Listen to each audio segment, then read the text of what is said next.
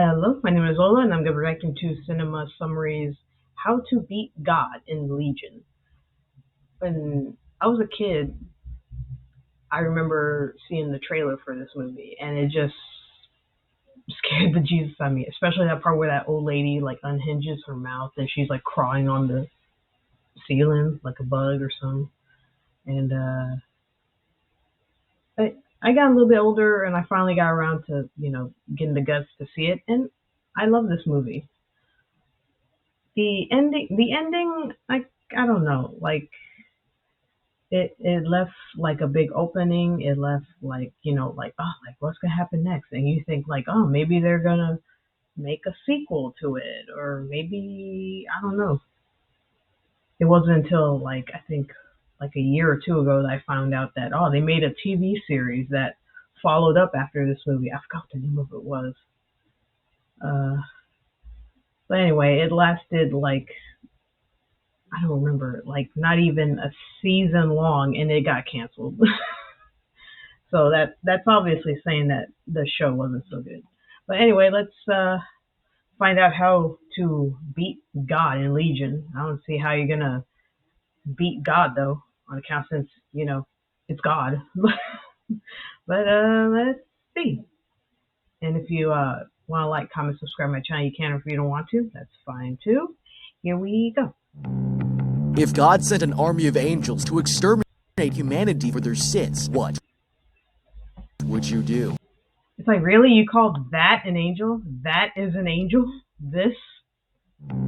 Really? If God sent an army of angels to exterminate humanity for their sins, what would you do? These monsters won't stop until everyone on the planet is dead, so I'm going to break down the mistakes made, what you should do, and how to beat the wrath of God in Legion. This angel is a total badass. Michael here has just fallen from the sky and lands in a dark alleyway. Taking a moment to catch his breath, he unfolds his giant wings only to rip them out of his back, setting himself free from his shackles. This angel is disobeying orders and is about to ruin God's plan to exterminate the entire human race. He breaks into a warehouse and finds a massive armory full of weapons, bagging them up for his mission. It's enough for an entire army.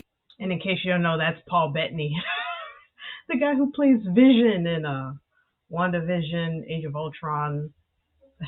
But the angel doesn't realize police officers are patrolling right outside. That's when the side of a building explodes into the street, leaving a cross-shaped hole in the wall, and the police officers rush out of the car, demanding he put his bags down. The angel surrenders as the officer moves in to arrest him, but he quickly spins around, raising the gun to his head, and takes the man hostage. Suddenly, the other cop begins shaking as something takes control of his body. He's being possessed, and with his eyes and teeth transformed, he asks Michael why he's betraying God. The man tells him he won't let God kill the baby, and is following his own plan now, but the cop makes it clear that he'll be punished for his disobedience. Acting quickly, Michael takes the man down before grabbing his weapons and hijacking the police car, driving into the horizon as the lights of the city go dark. He's determined to save this unborn baby and knows that if he fails, every human on Earth will be exterminated. Later that morning, Kyle here is lost in the desert and pulls over at this diner in the middle of nowhere. He approaches to ask for directions and finds this pregnant waitress Charlie outside. The man tells her that smoking is bad for the baby, but she doesn't seem to care and suggests he take a break from driving, leading him into the restaurant. Approaching the counter, Kyle asks if he can use their phone to make a call, but the man is interrupted as the owner walks in behind him, and that's when he notices something strange. The TV has turned to static, and he walks over to try and figure out what's going on. Slapping the screen, it shows an emergency message and warns them that this is not a test. Everyone in the diner is confused, and the chef turns on the radio to check if there's any news, but every station is dead. Something is going on, but they'll have no way of finding out until it's too late. Everyone begins to panic as they try to figure out what's going on, and that's when Kyle here walks in with bad news. The phone line is down, and they have no way to contact the outside world.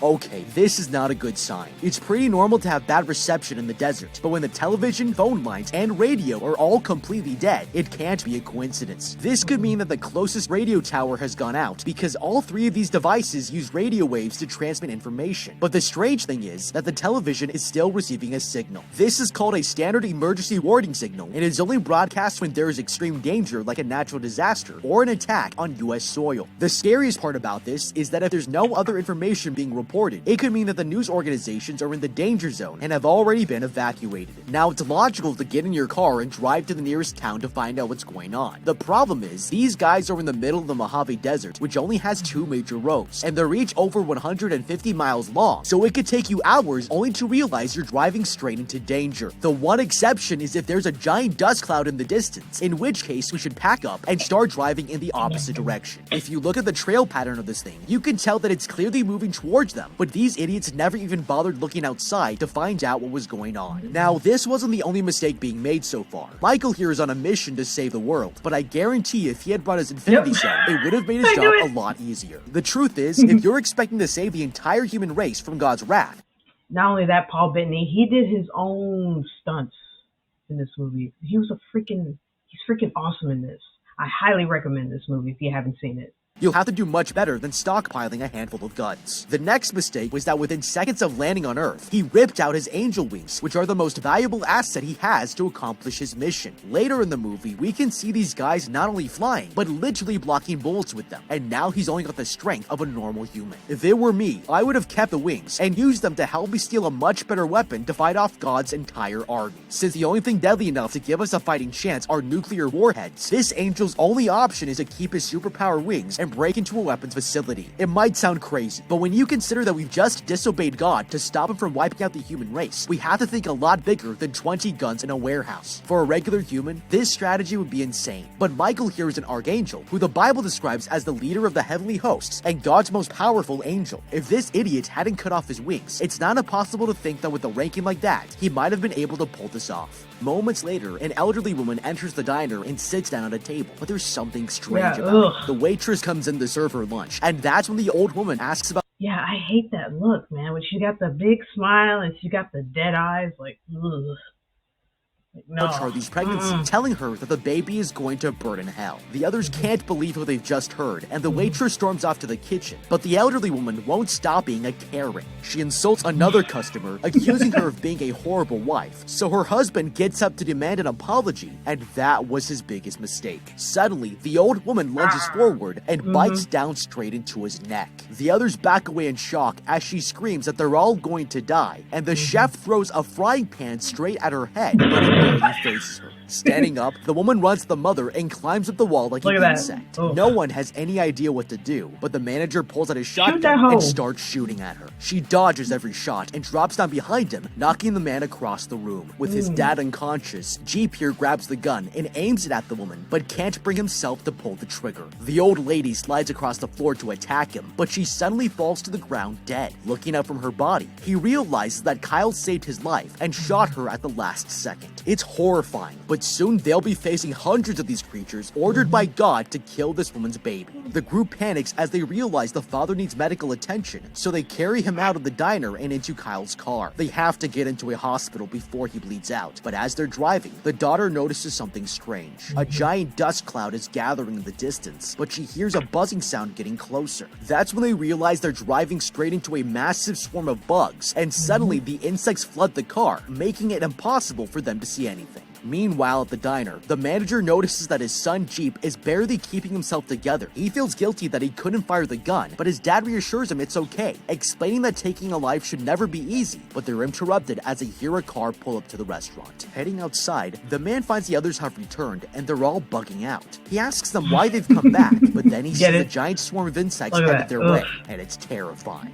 Okay, if a scrawny little grandma can do this to someone, these people need to take the situation a lot more seriously. Jeep literally watched her Will Smith his dad right across the face, but he still couldn't bring himself to pull the trigger. This is a problem because we need to rely on every member of the group for protection, and one weak link can get us all killed. So the smartest thing to do is create a plan to kill these creatures more effectively. If it were me, I would use the environment to our advantage and have everyone climb behind the kitchen counter here. This adds a barrier of protection and will never allow the monster to single us out or sneak up behind us. There are also a lot more sharp and heavy objects in this part of the diner, and everyone who doesn't have a gun on them can still contribute by throwing skillets and knives to slow the woman down. When facing a dangerous threat, it's a common survival tactic to place as many barriers as possible between you and your enemy, and for this reason, we have to consider barricading this place in case more of them show up. Now, as for these guys, the first problem is that there's no reason they need 4 people to drive the husband to the hospital. They're leaving behind a coward and an old man to protect this pregnant woman from any more monsters, which is not a good idea. It would have been much smarter to let the wife take him alone because it's less risky, and there's more people to defend the diner. The next problem is that they gave up way too quickly. If you're driving through a massive cloud of insects, it would make a lot more sense to close off the air vents in the car to stop outside air from coming in. It's the only reason they got swarmed, and if they made this one simple change, they might have gotten the man to a hospital instead of turning back around.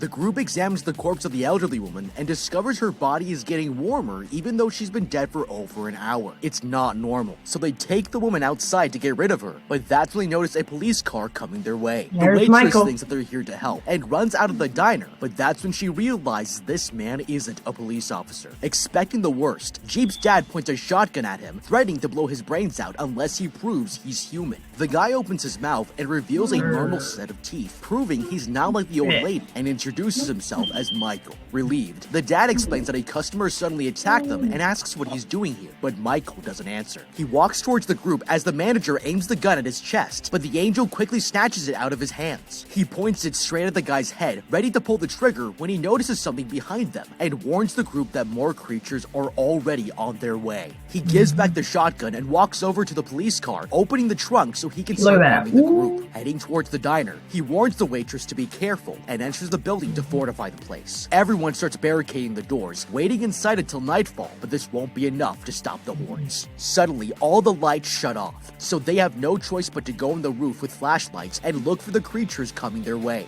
That's when the chef hears an ice cream truck song playing in the distance, and they all watch as the vehicle gets closer to the building. It comes to a stop in the middle of the road, and the men aim their weapons as the driver steps out. He looks like a normal human, but then he spots them and lets out a blood-chilling scream. It's terrifying as his limbs start stretching out, and he rushes at the survivors like a bat out of hell. The men fire their guns, killing the monster, but this is only the beginning. In the distance, dozens of vehicles are headed their way, and every single driver is a creature coming to destroy them. Michael orders the men to open fire, and they shoot up the vehicles, taking them out one by one, but the angel looks across to find more are coming from the other direction. The survivors don't stand a chance, and Michael pulls out a rocket launcher, stopping the car dead in its tracks, but they're going to need a lot more firepower if they want to live through the night. Okay, this is terrifying, but if the group had used their time better, it would have been a lot easier to survive the situation. To their credit, they barricaded the doors and windows, but if this is the only thing you do to protect yourself, then you get what you deserve. For some reason, these people have completely forgotten that this place isn't just a diner, but also a gas station, and I would be using that to my advantage. If it were me, I would tell the cook to gather as many beer bottles as they have in stock, so we can fill them with gasoline and turn them all into Molotov cocktails. As simple as these weapons are, they're insanely good at stopping vehicles because the fires spread quickly and are difficult to put out. This has been demonstrated recently in Ukraine as one of the most effective ways for civilians to fight back against a military convoy. If we can set fire to their entire fleet of cars, this gives us a massive advantage because the monsters inside will burn and any who escape won't be able to drive away. This means they'll be stranded in the line of gunfire, and once we've killed them all, we can use their cars as an extra barrier for the next invasion. I would also try setting traps outside by placing flammable items close to the road like this butane tank, so we can blow it up when the monsters get near. Then, I would glue obstructive items in the road and around the diner so they won't be able to drive the cars into the building. It might sound like an odd strategy, but this is exactly what the Hong Kong protesters did in Actually, it sounds pretty smart. 2019 against a police force crackdown. They took hundreds of bricks and glued them onto the streets so police vehicles couldn't drive through and forced the protesters to retreat. Now, this place might not have tons of bricks on hand, but there's a mechanic shop in the back, and I wouldn't be surprised if they had all kinds of different epoxy. They could have used car parts and other materials lying around to glue onto the road, adding more obstructive barriers when the monsters return. These people simply didn't use their time effectively, and I guarantee if everyone in this diner was Ukrainian, they would have been much better prepared. The cars have finally made it past their line of defense, and all the passengers come out, marching towards the diner. Seeing a little girl, Kyle here can't bring himself to kill her and stop shooting, but Michael urges them to keep firing or else they're all going to die. Inside, the survivors wait in the dark as they listen to the gunfire, when suddenly a monster comes crashing through the window. They've breached the building, and the group looks around the room in terror. They don't know where the creature has gone, and are scared that it's going to attack them. Suddenly, the husband gets pulled across the floor and out of the window. The wife runs over and holds onto him for dear life as the others join in to help, trying their best to keep him inside. Another monster grabs into the waitress, pulling her out of the window, and Michael cuts off the creature's arm to save her, but it's too late for the husband as he gets dragged out of the diner. Up on the roof, Kyle here notices all the monsters are retreating, and he's relieved. They've managed to survive the night at the cost of a single life, making that one down with 8 more to go. Michael holds the wife back from running outside and notices the waitress is in pain. He scolds Charlie for putting herself at risk trying to save the husband and tells the others that someone has to keep watch on the roof, but the group has had enough. Angry, the diner manager walks over demanding to know what is going on, and he's not going to like the answer. Gathering the survivors, Michael explains that God has become angry with humans and decided to wipe them out by ordering his angels to possess them, but only the weak-willed can be controlled. It sounds unbelievable, and Jeep asks him how he could possibly know this. That's when the angel tells them he used to be one, but betrayed God in order to protect Charlie. For some reason, her baby is the key to humanity's survival, and if they both die, it guarantees that every human will be destroyed. The only chance they have of stopping the apocalypse is for the waitress to give birth, and the angel knows for a fact that it will happen soon. It's a terrifying situation, and to make matters worse, Michael tells them that the monsters will be back with reinforcements, dead set on killing this child. Okay, if anyone in this diner is an atheist, they should be shitting their pants right now. Not only is God real, but he's also hitting Control-Alt-Delete on the entire human race. This is terrifying, but if we are paying attention, there's one key observation here that could save us all from extinction. We've just learned that the only people who get possessed are weak-willed people, and since everyone in this building is still human, it means they're all stubborn enough to not be affected. Now, the problem is that if any of us lose our resolve, we might become vulnerable to getting possessed by an enemy angel, and that's a risk we can't let happen. Jeep here seems like he might be the weakest link, so if it were me, I would quarantine anyone who's starting to talk negatively or act depressed. This ensures that if any members of our own group transform, we can easily kill them without risking anyone else's life. Now, if we take a step back to look at the bigger picture, it's pretty easy to realize that God has no idea what he's doing. Michael here explained that God wants to exterminate his creation because humans have become too evil and violent. But the truth is, it's easy to forget just how terrifying the Old Testament is and how much of that violence was ordered by God himself. For starters, he destroyed Sodom and Gomorrah, killing every man, woman, and child that lived there. Then, Moses begged God to soften the Pharaoh's heart and convince him to let the Jews leave Egypt. But God decided that cursing them with plagues and killing all of their firstborn sons was a better idea. Later, when the Jews were stranded in the desert, they began worshipping a golden calf. So God ordered Moses and Aaron to slaughter 3,000 of them to show that their Father in heaven was feeling a little bit jealous. This barely scratches the surface of the horrors you'll find in the Bible, and it happens to be the best-selling book in history. With this in mind, somebody needs to explain to this dude that now thousands of years later, we live in the most peaceful era in the history of our species. The printing press allowed us to spread worldviews that valued human life, and people began to oppose slavery, torture, and cruel punishments like the stockade. The rights revolution saw an uprising to push for better civil rights, and now modern politicians use diplomacy to solve problems instead of going to war for glory like kings from the Middle Ages. It's clear that the world has dramatically improved over the course of human history, and since God exists outside of time, 10,000 years of social development would be instantaneous to him, so he has no reason to be upset. With this in mind, if I were Michael here, I would have tried to show God evidence that as a species, humans are not that bad, and it's a much safer alternative than leaving heaven to fight the entire angel army.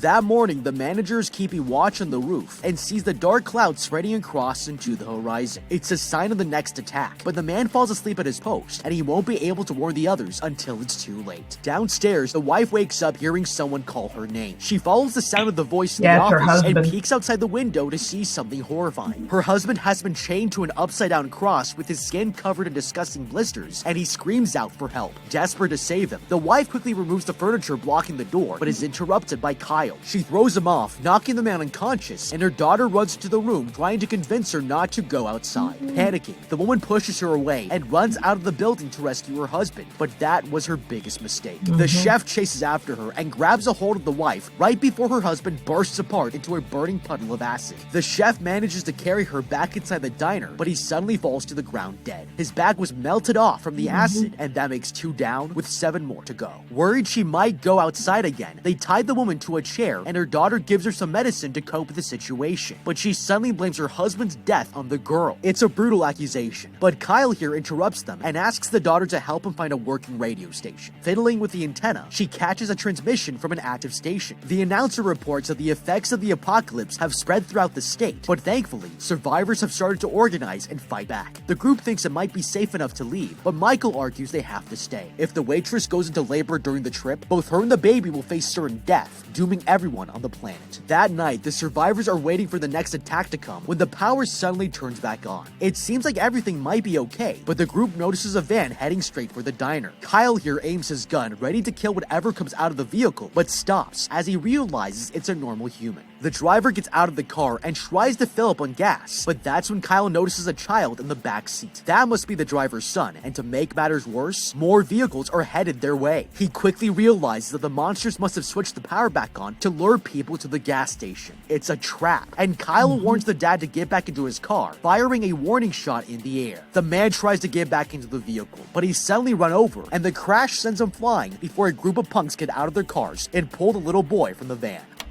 Okay, this is definitely a trap. Earlier, these creatures used the mother's emotions against her to lure the woman out of the diner, and it means they're playing mind games as a part of their strategy to take us out. For Kyle here, this guy's in the middle of divorcing his wife and barely gets to see his kid. So if they already know exactly where our triggers are, they will use them against us when it matters most. The best way to prevent this from happening Yeah, it's like the Deadeyes from Evil Dead.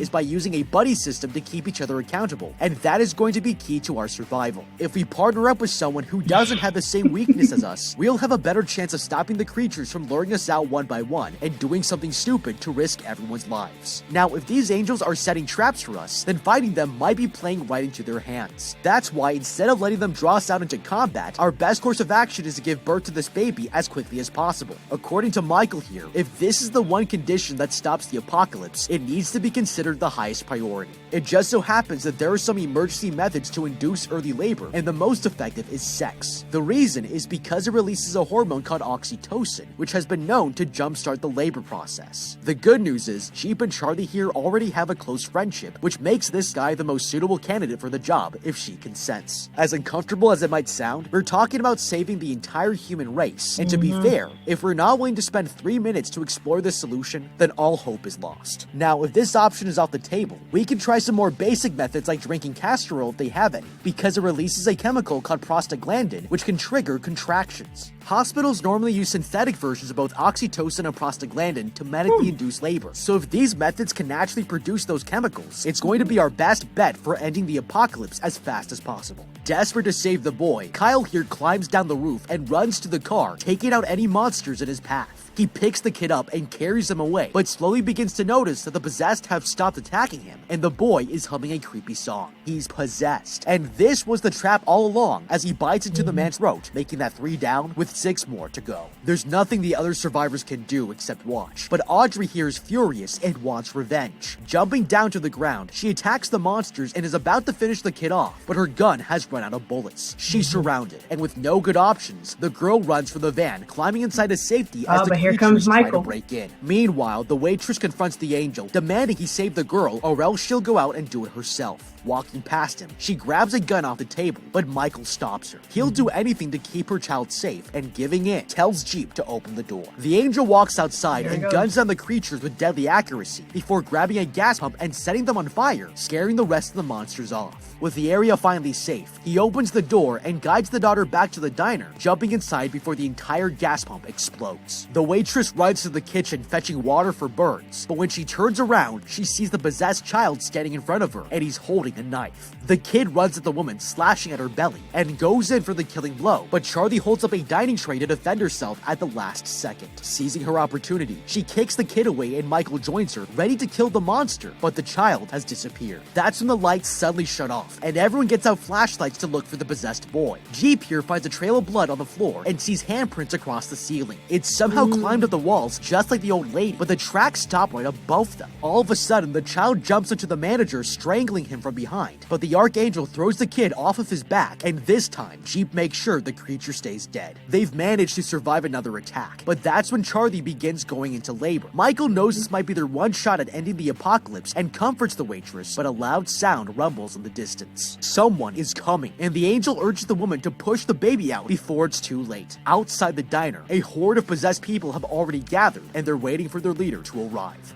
Okay, I'm officially creeped out. These angels are just standing around like they're waiting for something to happen, and they would only do this if we were right where they wanted us to be. This is terrifying, and you might think it's a good idea to abandon ship because you don't want to be here when something worse shows up to kill us. Now, if you look at this sign, the diner is 50 miles away from any other rest stop, and since the angels possessed these people while they were on the road, it's very likely that they're all pretty low on gas. That means if we run to the car and drive off, a lot of these monsters might run out of fuel trying to chase us down, and we'll be able to escape. Now, as logical as this sounds, the truth is it would be a terrible strategy. The fact that this place is in the middle of nowhere might be one of the biggest advantages we have, because it's far away from any population center where thousands of angels will be trying to attack us. As long as we stay here, the enemy has to travel to us in smaller numbers, bringing resources from the city straight to our doorstep, and it's giving us a better chance to fight them off. Having said that, if we're going to stay here and prepare for the next invasion, we have to assume that anything we see is designed to lure us out and get us killed. That means when a family of humans drives up in a panic, we have to consider this a trap and leave them to die. It's cold-blooded, but the truth is that saving them would actually be far worse for our survival. One thing we all know about young children is that they're less educated, have less self-control, and are highly impressionable. Since the only ones who can be possessed are weak-willed people, this means children are the perfect candidates for the angels to possess, and there's even scientific proof to back this theory up. In 1972, scientists created a study famously called the marshmallow test, where they put young kids in a room with a single marshmallow on a table. Yeah. The children were told that they'll be left alone for 15 minutes, and if they didn't eat the marshmallow, they could get a second one. What researchers discovered was that after the scientists would walk out, over 70% of the children would give in to temptation and eat the marshmallow before time was up. It's a perfect example of how weak-willed this age group can be, and it proves that if we were to successfully save this kid, there's a high chance he would get possessed after entering the diner. It's way too risky to bring one into the group, and as terrible as it sounds, we should assume that every child is a possessed enemy and never let one in.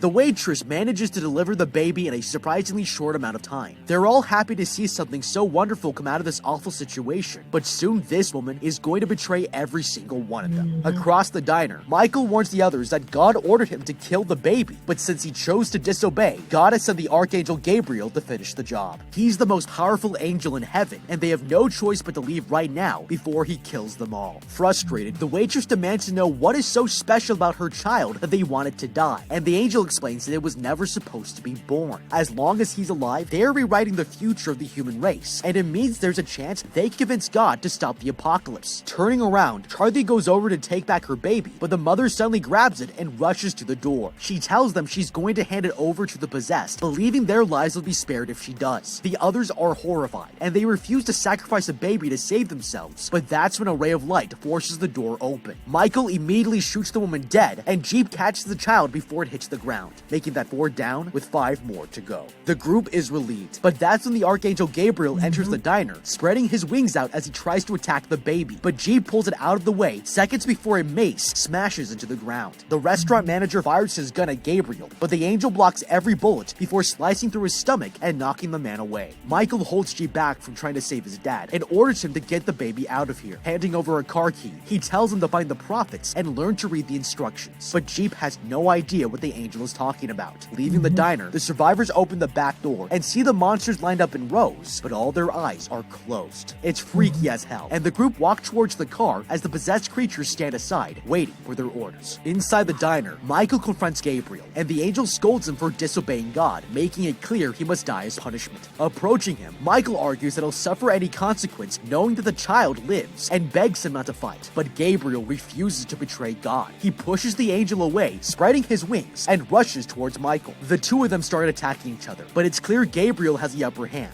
The two angels lock weapons, but Michael gets kicked into a wall before dodging his next blow. He does everything he can to fight back, and finally gains the advantage. Forcing the Archangel to drop his mace, Michael knocks him to his knees and jumps on his back, choking the guy out, but Gabriel has one last trick up his sleeve. Okay, these angels are not as strong as you might think. Gabriel and Michael are clearly skilled in combat, but aside from their bulletproof wings, neither of them have shown any supernatural abilities. For example, when Michael smashes a TV over Gabriel's head, it leaves a cut on his face, proving this guy can be wounded just like a human, and that simple observation is going to help us figure out how to kill him. If it were me, I would have had the others stay and fight, telling them to surround Gabriel so that they can shoot him from as many directions as possible. He might be able to wrap his wings around himself for protection, but this still exposes his head and legs, giving us a good chance to kill him with enough ammunition. Now, we have to consider that killing this angel could have devastating consequences, because it might cause God to intervene directly, which is terrifying. He could literally show up and wipe us out with a snap of his fingers. But since he hasn't already, we need to make sure we aren't putting ourselves in a position to force his hand. Now, if you remember when Michael first arrived on Earth, he tore off his own wings and it unlocked his collar, setting him free from God's influence. This made Michael effectively human, giving him the ability to defy God and make his own choices. That's why if it were me, instead of killing Gabriel, I would first try cutting off his wings to set him free. That way he's separated from God and has no choice but to join us against the angel army. Just like Michael, losing his wings makes him a fallen angel, and that means in God's eyes, he is no less sinful than mankind, the very thing he's trying to destroy. This is the smartest thing we can do, because it lets us take out the archangel without escalating the situation, and God won't be forced to step in. Picking up his mace, he twists the handle, extending a hidden spike straight through his body, and Michael falls to the floor. Gabriel apologizes for what he's done, as the other angel begins to glow, before disappearing with no trace he was ever there. Hearing a strange sound from the kitchen, Gabriel walks behind the counter and sees Jeep's dad lying on the floor with a lighter held up against the leaking stove. He realizes that the man is going to blow the diner up and tries to run away, but the building explodes with him inside, burning the possessed horde into ashes. That's 5 down, with 4 more to go. Meanwhile, Jeep notices these strange tattoos spreading across his arm and realizes these are the instructions Michael was talking about. That's when they spot a sign announcing they've reached the Red Ridge National Park and remember hearing on the radio that a group of survivors have gathered there. Checking for more weapons, Audrey tells them they've only got a flare gun, but that's when something attacks the vehicle. It's Gabriel, and he's here to finish the job. The angel rips off the police flashers so he can get to the child, and Jeep shoots through the roof, knocking him off balance, but he manages to hang on to the trunk. Desperate, the girl fires the flare gun, and luckily, it hits the archangel in the face, but he still won't let go. Furious, Gabriel climbs into the vehicle, knocking the girl out, and grabs a hold of Jeep. He's going to crash the car with them inside of it, but the man has an idea. Suddenly, Jeep stomps on the brakes, sending the angel flying through the windshield, but the car goes rolling off the road. It flips over into a ditch, and all the passengers are knocked unconscious. Later, they wake up in the car and slowly crawl out of the wreckage, but realize that the girl has died in the accident, making that 6 down, with 3 more to go. The survivors continue their journey up a nearby mountain, desperate to get to safety, but that's when they see a familiar face. Gabriel is still alive and coming straight for them. He flies in, kicking Jeep against a rock, and knocks him out. The waitress tries running away, and almost falls off the edge of the cliff. The angel approaches her, demanding she hand over the baby, but Charlie refuses, and he makes it clear that now he'll kill them both. Suddenly, Jeep jumps on him from behind and knocks him off the mountain, sending them falling off the cliff. They land on the ground below, and Gabriel throws the man off of him. Standing back up, he pulls his knife out and is about to kill Jeep, but a light suddenly shines down from the heavens as Michael comes flying in. Gabriel is shocked, since he disobeyed God's orders, but the angel explains that God needs his servants to do the right thing, and not blindly obey like Gabriel. Michael pulls out a sword, and the archangel charges at him, but he's too slow. Wounded, he falls to the ground, begging for death, but Michael chooses to spare his life and call it even. The angel flies off and abandons his mission as Michael tells Jeep that he's now the protector of humanity's future and soars into the air, leaving the man behind. He climbs back up the mountain, reuniting with the waitress, and they stare at a settlement in the distance. It's a sign that other people have survived the apocalypse, which soon they'll have to face the deadliest threat of all, parenthood. But what do you think? How would you beat Legion? Let me know with a comment down below. Thank you so much for watching, leave a like and subscribe, and check out the How to Beat playlist for more videos like this. Until next time, have a damn good day. You too, sir.